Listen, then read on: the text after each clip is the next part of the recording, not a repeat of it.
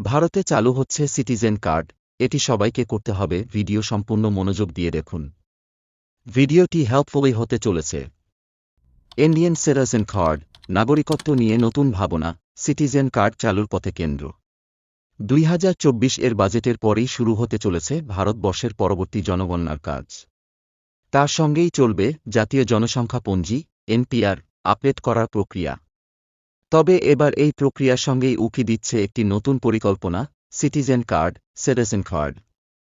এই কার্ড নিয়ে ইতিমধ্যেই কেন্দ্রীয় সরকারের অন্দরমহলে আলোচনা শুরু হয়েছে। জানা গিয়েছে এনপিআরের ভিত্তিতে বৈধ ভারতীয় নাগরিকদের জন্য একটি ইউনিক সিটিজেন কার্ড ইস্যু করার কথা ভাবা হচ্ছে। এই কার্ডে থাকবে একটি বিশেষ ইউনিক নম্বর, যা নাগরিকদের পরিচয়ের গুরুত্বপূর্ণ অংশ হবে। যদি এই পরিকল্পনা কার্যকর হয়, তবে ভোটার কার্ড, প্যান কার্ড এবং আধার কার্ডের পর এটি হবে চতুর্থ গুরুত্বপূর্ণ কার্ড। তবে এর জন্য দেশের জনগণকে হয়তো আবারও নতুন করে তথ্য জমা দিতে হবে এবং দীর্ঘ লাইনে দাঁড়াতে হতে পারে। এই প্রস্তাব নতুন নয়। 2019 সালে অসমে এনআরসি চালু করার সময় প্রথমবার এই ধারণা নিয়ে আলোচনা শুরু হয়েছিল। কেন্দ্রীয় স্বরাষ্ট্র মন্ত্রক মনে করে, বৈধ এবং অবৈধ নাগরিকদের মধ্যে পরিষ্কার পার্থক্য তৈরির জন্য একটি ইউনিক নাগরিকত্ব কার্ড অপরিহার্য।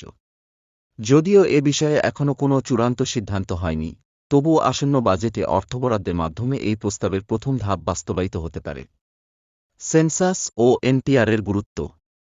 সেন্সাস এবং এনপিআর আপডেটের কাজ সাধারণত প্রতি 10 বছর অন্তর হয়। 2010 সালে সর্বশেষ এনপিআর আপডেট করা হয়েছিল। 2021 সালে এই প্রক্রিয়া শুরু হওয়ার কথা থাকলেও করোনার কারণে তা স্থগিত হয়ে যায়। আগামী 2024 মার্চ-এপ্রিল মাসে এই কাজ শুরু হওয়ার সম্ভাবনা। সেন্সাস এবং এনপিআর আপডেটের জন্য ইতিমধ্যেই প্রায় 12,000 কোটি টাকার বাজেট নির্ধারণ করা হয়েছে।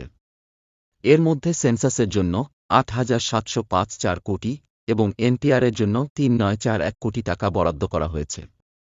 তবে সিটিজেন কার্ডের পরিকল্পনা যুক্ত হলে এই ব্যয় আরও বৃদ্ধি পাবে। নাগরিকত্ব কার্ডের প্রয়োজনীয়তা।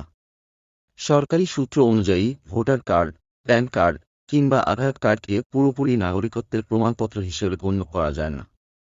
তাই আলাদা একটি নাগরিকত্ব কার্ডের প্রয়োজনীয়তা রয়েছে। মূলত জাতীয় নিরাপত্তা জোরদার করতেই এই কার্ড আনার পরিকল্পনা করা হচ্ছে। সিটিজেন কার্ড চালু হলে নাগরিকত্ব সংক্রান্ত বিভিন্ন জটিলতা যেমন সহজে মেটানো যাবে, তেমনি এটি অবৈধ নাগরিকদের চিহ্নিত করতেও সহায়ক হবে। ডিলিমিটেশন এবং অন্যান্য পরিকল্পনা। 2026 সালের মার্চ মাসে সেন্সাস রিপোর্ট প্রকাশিত হওয়ার কথা। এরপরেই ডিলিমিটেশন কমিশন তৈরি করা হবে।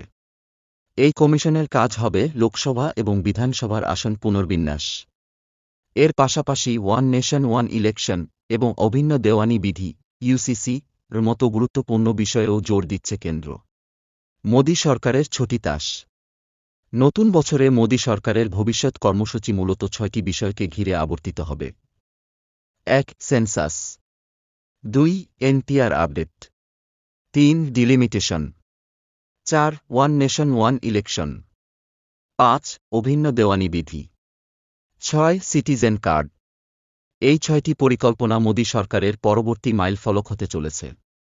সিটিজেন কার্ড চালুর বিষয়টি এখনও আলোচনার পর্যায়ে থাকলেও এর প্রভাব হতে পারে বহুমুখী। জনগণের নিরাপত্তা এবং প্রশাসনিক কার্যকারিতা বাড়াতে এই পদক্ষেপ কতটা কার্যকর হবে, তা ভবিষ্যতেই জানা যাবে।